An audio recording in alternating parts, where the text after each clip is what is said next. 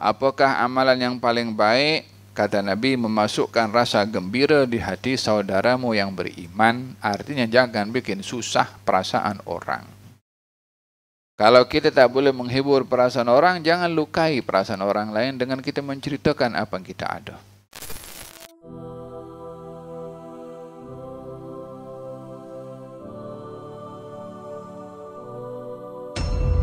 Kita dalam hidup ini diagihkan oleh Allah Subhanahu wa taala kehidupan ini dengan berbagai. Ada orang kaya, ada orang miskin, ada orang mampu, ada orang tidak. Ada orang mewah, ada yang tidak. Bagi mereka yang diberikan oleh Allah Subhanahu wa taala kelebihan pada harta, sehingga dia boleh makan makanan yang sedap, boleh minum minuman yang sedap, boleh pakai pakaian yang bagus, dihantar pergi ke sekolah dengan kereta yang bagus. Rumahnya mungkin rumahnya besar, karpetnya mungkin diimport daripada luar negeri, ya kan? Tirai rumahnya, kursinya, walhasil dia memiliki kemewahan. Maka orang yang diberi kemewahan seperti ini, janganlah dia berbangga-bangga kepada orang lain. Jangan cerita pada orang lain, khususnya ceritakan tuh orang yang susah.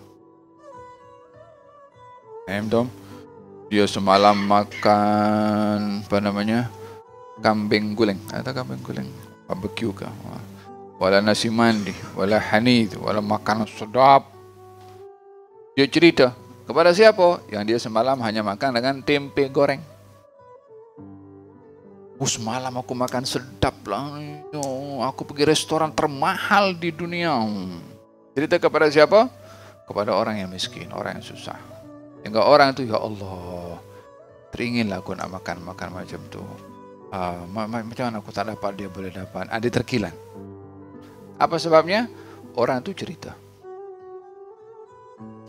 Dalam hal ini, seorang yang diberi kelebihan oleh Allah pada hartanya, makan makanannya sedap, pakaiannya bagus, keretanya bagus, rumahnya dan seterusnya, tak boleh cerita kepada orang lain.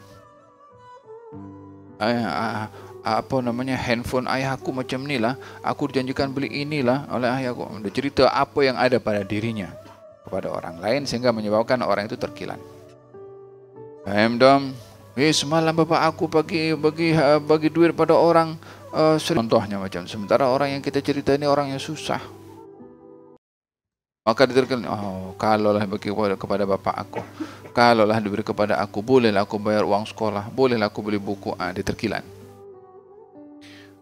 Kita diperintahkan di sini untuk jabrul khatir, jaga perasaan orang. Baginda Rasulullah ditanya, ya Rasulullah, apakah amalan yang paling baik? Kata Nabi, memasukkan rasa gembira di hati saudaramu yang beriman. Artinya jangan bikin susah perasaan orang. Kalau kita tak boleh menghibur perasaan orang, jangan lukai perasaan orang lain dengan kita menceritakan apa yang kita ada. Paham dong? Ada adab yang perlu untuk dijaga. Kalau kamu beli buah-buahan, berilah hadiah kepada jiran. Jadi jangan beli sikit. Hatta satu, yang penting kongsi kepada jiran. Fa in lam taf'al, kalau kamu tak mampu nak beli buah-buahan yang boleh dikongsi dengan jiran, tak cukup duit contohnya, apa patut dibuat? Fadkhilha sirran. Masukkanlah buah-buahan yang kamu beli itu ke rumah kamu dalam keadaan rahasia. Jangan tunjuk. Aku beli durian. Nanti jiran kita pun terkilan. Wala yakhruj biha waladaka liyaghidha biha waladahu. Dan janganlah kamu biarkan anak kamu keluar rumah dengan membawa buah-buahan sehingga anak jiran boleh nampak. Kata Imam Al-Ghazali, wa yumna'u min an yaftakhira ala aqranihi bi syai'in mimma yamlikuhu waliduh. Dan anak-anak itu dilarang untuk berbangga-bangga dengan teman-temannya dengan sesuatu yang dimiliki oleh bapaknya. Tak boleh cerita apa yang bapaknya punya. Pen ke, handphone ke, atau kereta ke, atau apa saja. Bahkan menyembunyikannya. Atau bisyai'in min mata'imihi wa malabisihi, termasuk makanannya, pakaiannya, jangan cerita.